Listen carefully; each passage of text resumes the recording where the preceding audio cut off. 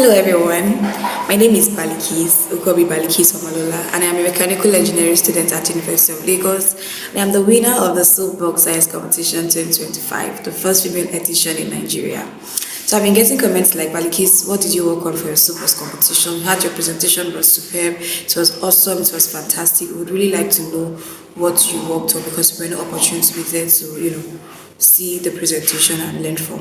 So that is the main reason why I am doing this video. I'm going to make it as short as possible. So I'm doing this video to summarize everything I did for my presentation. So the topic I presented was on the impact of STEM in fashion industry and textile waste reduction.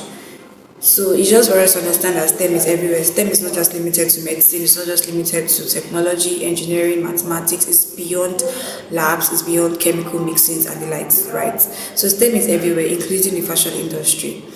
There are gone are those days when we do not have clothing accessible. And you would agree with me that clothing is one of our basic necessities as humans, right? So there are times when clothing are not really accessible, like they're not accessible. We use plants, woven leaves to cover our nakedness.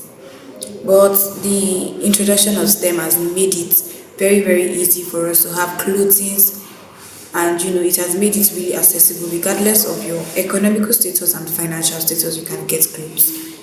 You can get clothes at any rate, like 200 naira, 300 naira, 400 naira, you can get clothes. So now these clothes are very, very accessible because of science. Science, because of STEM. Sorry, because of STEM. Farmer plants a cotton, using cotton as a state case study. He plants cotton, harvest it, take it to the processing unit, processes it, precision patterns are being drafted, it is being cut into sizes and shapes, and you sew it for people to be able to fit into it. Right, that's STEM for you. STEM has really solved the problem of we not having enough clothes, so having more than enough clothes to wear.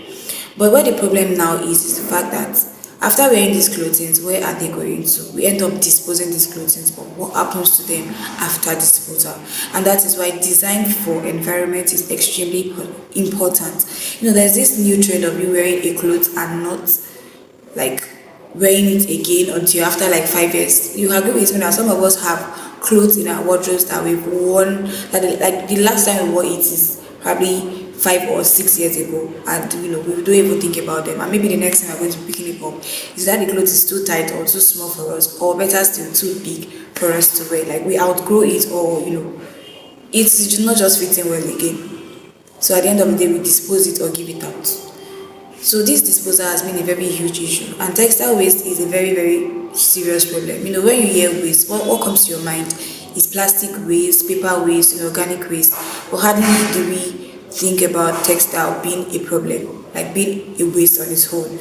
And trust me, it is not all clothing that are made from natural fibers. Some are made from synthetic fibers, and they end up in landfills, they end up in the oceans, causing issues to aquatic animals and even animals on land.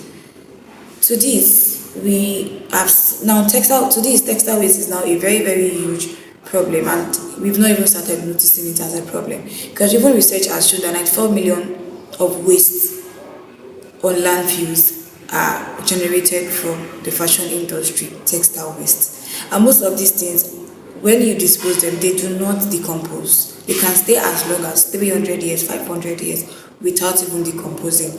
And even those that are made from natural fibers still kind of release harmful chemicals into the ocean bodies while decomposing. That's for those that are even made from natural fibers. And most of the fabrics that we have out there are made from synthetic fibers, like they are chemically made. So we keep buying it, we keep buying clothes. NYS will use khakis for 1 year, and after 1 year they dispose, baby clothing, Owambe outfits, movie premiere outfits, maternity gowns, school uniforms, lab coats. Just think of those things we use just once, those clothes we use just once, or maybe within a duration, within a period of time, and we dispose them. So it's a very huge problem. And trust me, when you go to supermarkets, all these, not like supermarkets, I don't mean supermarket, all these markets where they sell thrift and second-hand clothing, you would see that tons of second-hand clothes are being brought into Lagos as a case study. Lagos is one of the states that entertains second-hand clothing. So when you go to all the second-hand clothing markets, you see them bringing in tons of clothing every week, if not every day, like every week. That's to tell you that we have a very huge problem that we are facing when it comes to textile waste, and we've not even started figuring out how to kind of solve this problem. And that is why in Nigeria here we do not have any textile waste recycling units. So what can we do? One of the things we can do as to solve this textile waste problem is to, one, start advocating for textile waste recycling units. Two, is the fact that we can reprocess this textile waste to something useful. One of it is using textile waste to produce 3D printing filaments. You are surprised? We can use textile waste to produce 3D printing filament. 3D printing filaments are very, very expensive, like they are super expensive. And 3D printing products are very, very awesome. They are lighter and very, very efficient. So this is also going to help us reduce the cost of materials, the cost of items in the market.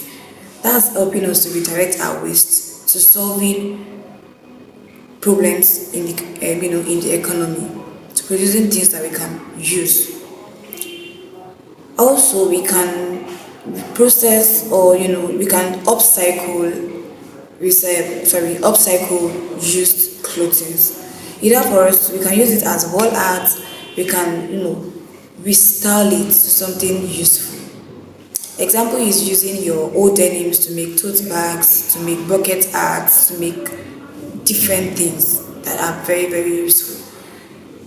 We can also make, one of the interesting and very, very exciting part of my presentation was one of my experiments that I carried out.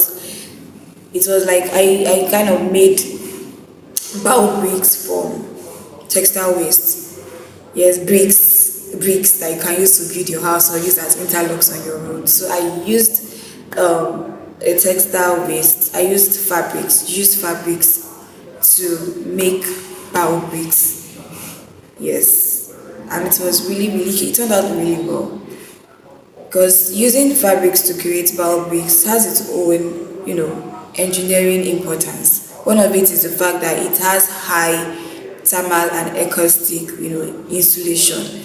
So it can also help us to redirect our waste. That's like redirecting our waste from landfills to the construction site. So yes, I'm going to leave us with this because this video is already getting too long. I would have loved to really explain what I did very, very well, but I feel like what I've said so far has kind of done justice to what I presented. So that's just the long and short of what I presented. So I'm going to be leaving us with this. The next time you are buying something, next time you are buying clothes, please think sustainably. Understand the difference between your needs and your wants. That you need something is different from you want something. Thank you. I focus on your body.